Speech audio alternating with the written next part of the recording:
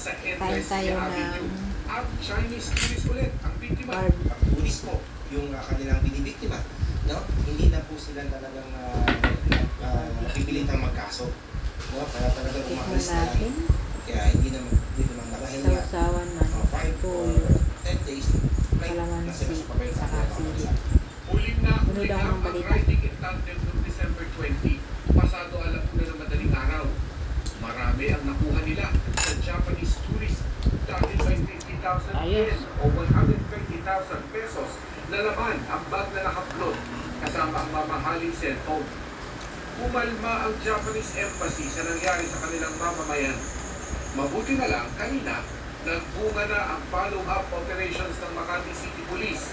Yung aktong Hindi suka kasi gabi na. suspect natin, yung pag-upload sa bag Paano sa tiyan yung na suka? talagang dapat na biktima, nasalatay na nabay ang ating mga polis.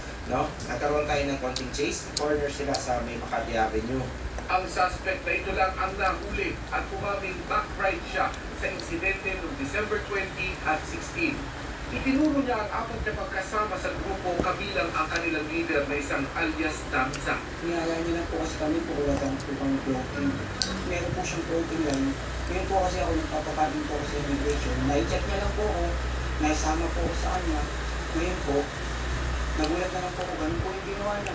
Dati nang may mga kaso ng robbery and illegal possession of firearms ang suspect na ito. Mahigpit lang daw ang pangangailangan, kaya napapasama siya sa masamang gawain. Bibigyan daw niya ako kanya Chibwe na po. Opo, ngayon po, nagulat po ako. Bigyan mo ba yung Chibwena? Kasi nakakalim na po ako sir. Sasampahan ang suspect ng kasong robbery and illegal possession of firearms and ammunition habang pinaghahanap naman ang mga kasama niya. Dami ng masasamang tao. Integrated News, Mark Salazar, Nakabuto, 24 oras. Extra, ang Sinoy Pasko sa Tagaytay na may kasama ng hamon. Tagaytay? Bukod pa sa jacket weather. Kamusta naman ang biyahe ng mga dumayo roon? Nakatutok doon live si Darnie. Ayun, Tagaytay, maulan. Darnie, Maulan, no? Vicky, ramdam na ramdam dito sa Tagaytay City ang malamig na simoy ng hangin. Kaya naman marami ang mga turistang pumunta dito para mamasyal kasama ang kanilang mga pamilya. Yun nga lang, masungit ang panahon sa buong maghapon. Ayos, ah. Mula Orani, Bataan, 5 oras bumiyahe si Orani, Darnie Bataan? Bataan. Layo, ah. Para pupunta Ito lang dito dito sa Tagaytay. Dito sila sasalubong Cavite, ng Tagaytay. kaiba sa nakaugalian nilang selebrasyon. Batangas ba nasasakop? Klima, saka maiba naman po yung celebration namin ng Christmas. Mostly po sa bahay na talaga eh. Tapos simba. Kasi Tagaytay? Nag-decide Maulan kami din na mo. bahay po namin as pamilya. Dito po kami. Parang po mas enjoy. Hindi lagay ko dyan. Habos na. Tagaytay mo ulan o dinadaan mo ulan. Ngayong Christmas ng Pasko, marami sa kanila, rekta Wala dito sa ulo main sa road ukoy. kung saan may mga marirentang lamesa at kubo sa halagang Hello? 100 hanggang 600 pesos. Hawakan mo, bakit tumalon? Kita nyo, guys. Kamay niya. Mas masarap po kapag mainit yung ulan.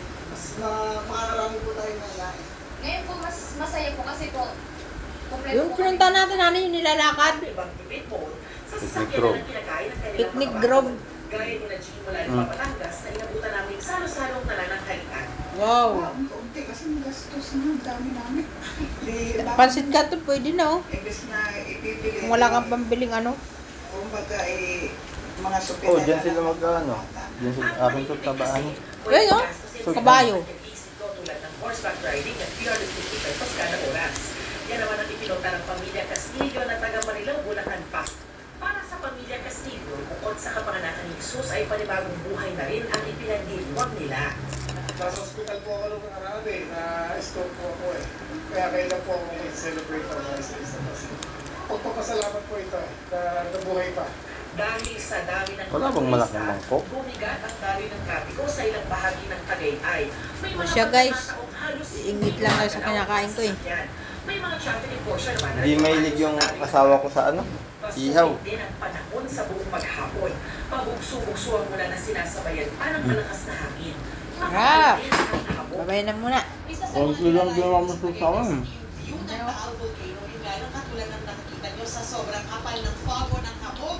Merry Halos Christmas. Hindi na nakita yung vulkan sa buong